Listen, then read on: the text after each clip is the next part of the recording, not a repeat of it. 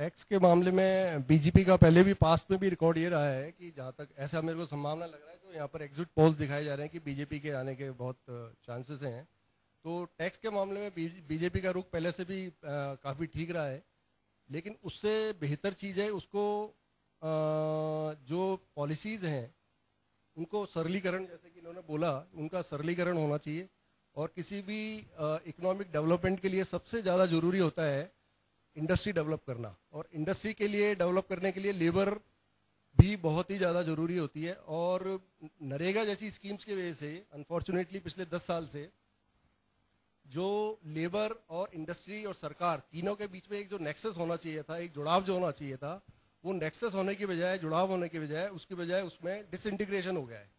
हो ये रहा है कि जो पहले हमारे पास राजस्थान में चाहे फसल के लिए चाहे इंडस्ट्री के लिए, इवन पंजाब में गंगानगर में अगर आप देखेंगे, जो हमारे पास सस्ती लेबर जो बिहार से आया करती थी, यूपी से आया करती थी, वो पिछले 5-7-10 साल में आना बंद हो गया है। और उसकी वजह केवल यही है कि नरेगा का वहाँ पर बहुत मिसयूज हुआ है। एक एक फैमिली के कई लोगों ने अपने कई लोगों के नाम उसमें लिखा के, और वहाँ पर उन्होंने गलत तरीके से पैसा भी लिया है, और जो पैसा उनको आसान तरीके से बिना किसी मेहनत के मिल गया है उसका उन्होंने मिसयूज भी किया है। तो नरेगा की वजह से, जिसमें सरकार ने पिछले करीब 1-1 साल का, उनका 1 लाख करोड़ से ज्यादा का बजट है, पिछले 8-10 सालों में उन्होंने 5-7 लाख करोड़ रुपए जो मार्केट में नरेगा के थ्रू डाल दिया, उसी की वजह से तो महंगाई बढ़ी है। और उसी की वजह से जो हमारा इंडस्ट्रियल प्रोडक्शन है वो कम हो गया, क्योंकि लेबर महंगी हो गई है, और जितने भी व्यापारी हैं, उद्योगपति हैं, उनको बहुत बड़ी समस्या का समाधान करना पड़ रहा है। तो मेरा एक ये विचार है कि अगर जब तक कि हम ये इंक्लूसिव ग्रोथ नहीं करेंगे और इंटीग्रेटिव ग्रोथ नहीं करेंगे, जिसमें लेबर, इंडस्ट्री और सरकार तीनों जुड़ के काम करें, तो उसके लिए प्रयास ये होना चाहिए कि नरेगा की जगह एक ऐसी स्कीम लाई जाए जो लेबर को ये प्रोत्साहित करे कि भैया तुम इंडस्ट्री में अगर काम करोगे तो तुमको वहां पर जो सब्सिडी मिलेगी या पैसा मिलेगा उसके थ्रू, व्यापारी के थ्रू मिलेगा आपको जी। और मैन्युफैक्चरिंग सेक्टर के थ्रू अगर उसको, उसमें डबल एडवांटेज होगा। एक तो वो क्रिएटिव लेबर वहां पर आपकी एंगेज हो जाएगी, और दूसरी बात इंडस्ट्री की ग्रोथ भी बहुत अच्छी हो जाएगी। जी जी मिस्टर मसा, मैं आपसे जानना चाहूंगा एक बात। आपने कहा कि चुनौतियां बहुत होंगी जो भी गवर्नमेंट बनेगी उसके सामने। एक बड़ी बात हो रहा है, आपने भी देखा होगा, मैनिफेस्टो में दोनों ही पार्टियों ने 10 करोड़ लोगों को नौकरी देने की बात कही है, और अभी से गलियां भी निकालने लगे, और गलियां नहीं, सच्चाई भी है। प्राइवेट सेक्टर को जब तक मजबूत नहीं बनाया जाएगा, जैसे कि अभी इन्होंने कहा भी कि इंडस्ट्रीज के लिए सरलीकरण हो, सुविधाएं हो, तभी इंडस्ट्री डेवलप हो पाएगी और तभी एम्प्लॉयमेंट के संसाधन आगे आएंगे। तो दो चीजें, एक तो महंगाई, क्योंकि ये आज जो आप 5 राज्यों में विधानसभा चुनाव हुए थे पिछले दिनों, सेमीफाइनल माना जा रहा था आम चुनाव का, और उसका असर कहीं ना कहीं महंगाई, बेरोजगारी और करप्शन का साफ दिखाई दे रहा था। मोदी वेव एक अलग बात थी, लेकिन यह भी एक बड़ा असर था। यूपीए गवर्नमेंट ने इसे स्वीकार नहीं किया कि पूरे दुनिया में महंगाई है, यहां कोई खास बात नहीं, लोगों के पास में संसाधन भी बढ़े हैं, पैसा भी आया है, ये एक जवाब था। आपको क्या लगता है कि गवर्नमेंट अगर एनडीए की बनती है तो सबसे पहले लोगों को विश्वास में लेने के लिए एक महंगाई को कंट्रोल करना एक बड़ी चुनौती होगी? योगेन जी, जो अभी विचार विमर्श हुआ उसमें आपको स्पष्ट रूप से यह नजर आया कि असल में जो कुछ यहाँ पर बोला गया पैनलिस्ट ने, वो जनता की कुछ भावनाएं भी थी जी। आपने भी कहा कि सर दोनों ही पार्टियों ने ये कहा कि हम 10 करोड़ सर्विसेज देने का वादा नहीं किया, इन्होंने रोजगार के अवसर पैदा करने की बात जी। और मैं ये मानता हूं कि जब तक ये भारत में मानसिकता रहेगी कि नौकरी का मतलब केवल सरकारी नौकरी जी, इस बात से हमको थोड़ा सा हटना पड़ेगा। आप देखिए सरकार की नीति गत 20 वर्षों से ये होगी कि धीरे धीरे सरकारी विभागों में जितनी नौकरियां थी, रिक्त पत्ते उनकी घटते कम हो गई। इसका अर्थ ये नहीं है कि नौकरी का मतलब या रोजगार का अर्थ केवल ये है कि सरकार के विभाग में किसी को नौकरी मिल जाए।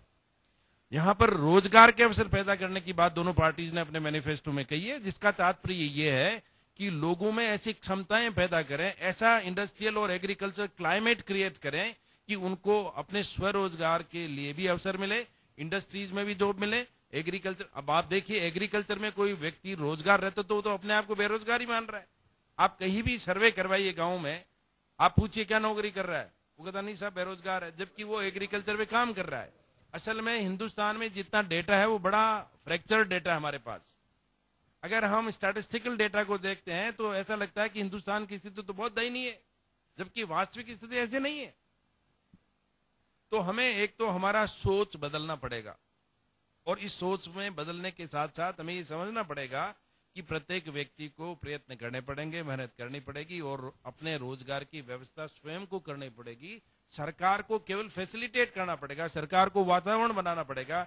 अब बताइए, सरकार कोई स्वयं जाके इंडस्ट्री थोड़ी लगाएगी, लेकिन सरकार को औद्योगिक नीति का निर्माण इस तरह से करना चाहिए, कृषि नीति का निर्माण ऐसा करना चाहिए जो वहां के लोग हैं, जो रहते हैं, उन लोगों को कृषि और उद्योग में अच्छे अवसर मिले। कहने का तात्पर्य ये है। और देखिए योगेंद्र जी, मैं आपको एक बात स्पष्ट तौर पर बताऊं कि जितनी समस्याएं यहाँ बताई, यहां गवर्नेंस से रिलेटेड ज्यादा प्रॉब्लम्स है, भौतिक समस्याएं कम है।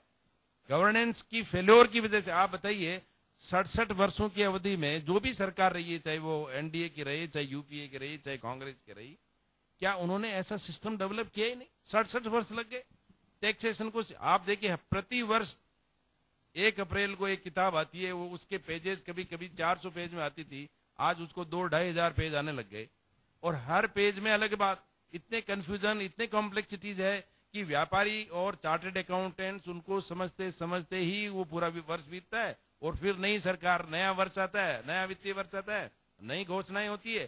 तो इनमें इतनी जटिलताएं हैं, उन जटिलताओं को न्यूनतम स्तर पर करना पड़ेगा। और इंडस्ट्रीज को जो भी घोषणाएं करनी है, एक बार दें, दीर्घकालीन नीति बनाए, तो इंडस्ट्रियलिस्ट को भी कॉन्फिडेंस रहता है कि आने वाले 20 सालों में सरकार की ये नीति है और हमें इन उद्योगों की स्थापना करनी चाहिए और इन उद्योगों की प्रगति होनी चाहिए। अब आप देखिए, एक केस था, मैं आपको बताऊं, किसी भी दुनिया के किसी देश में ऐसा सुना आपने कि रिट्रोस्पेक्टिवली टैक्स लगा दिया? वोडाफोन का मामला है, कौन आपके यहाँ एफडीआई लेके आएगा इस देश में? बिल्कुल। तो अब आप इन बातों को, वो तो बात मान लीजिए एक मल्टीनेशनल फर्म की थी वोडाफोन की, आप हिंदुस्तान के व्यापारियों, हिंदुस्तान के उद्योगों के लिए लेके आएगा इस देश में? बिल्कुल। तो अब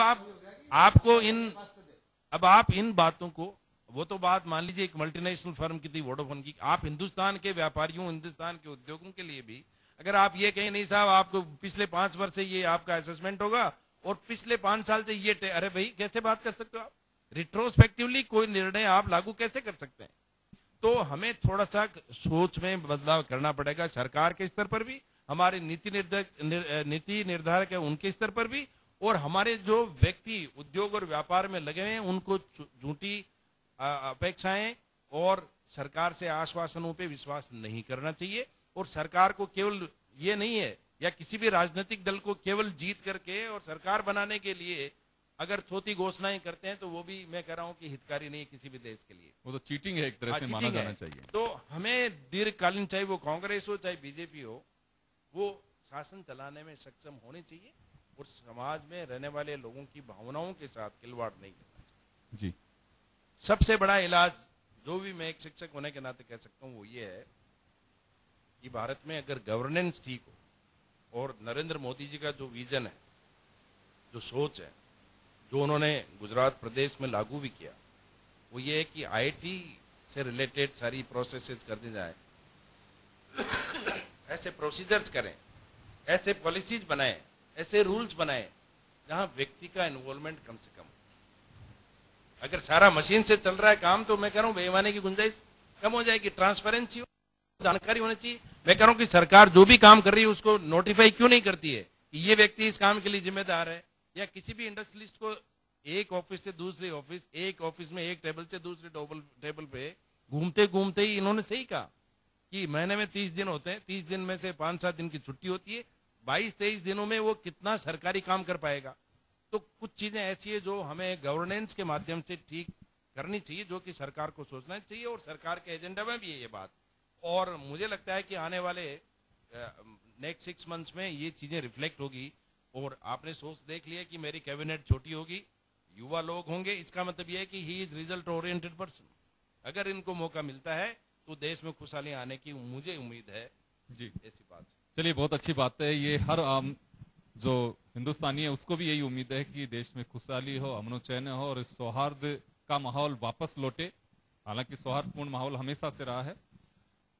ये चर्चा जारी रहेगी, लेकिन फिलहाल लेंगे एक छोटा सा ब्रेक। ब्रेक के बाद जल्द हाजिर होते हैं। बने रहिए जन टीवी के साथ।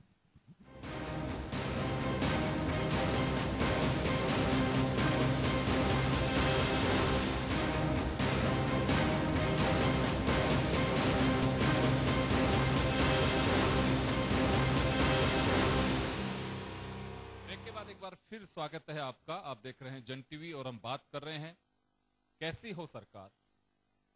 मैं चलिए अभी एक बार वापस लौटता हूं सीताराम जी के पास में।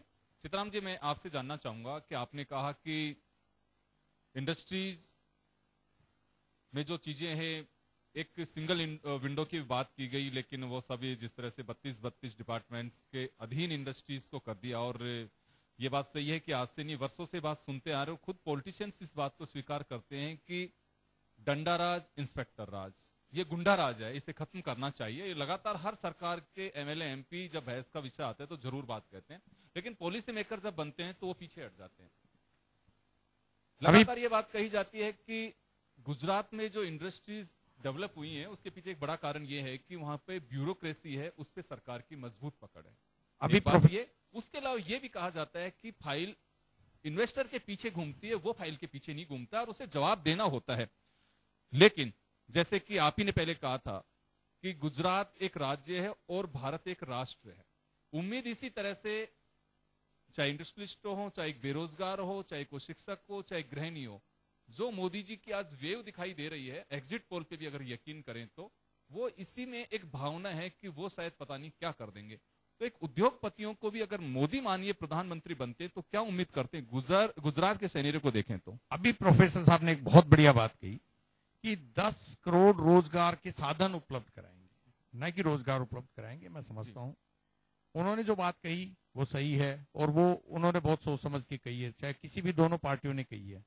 मैं एक बात कहता हूं, सारे समाधान है उसके अंदर कि जो भी आदमी वहां पे बैठता है, जो भी पार्टी वहां पे राज करती है, वो ये सोचने लग जाए कि जनता मालिक है। ये कोई नहीं मानता कि जनता मालिक है, वी आर द पावर।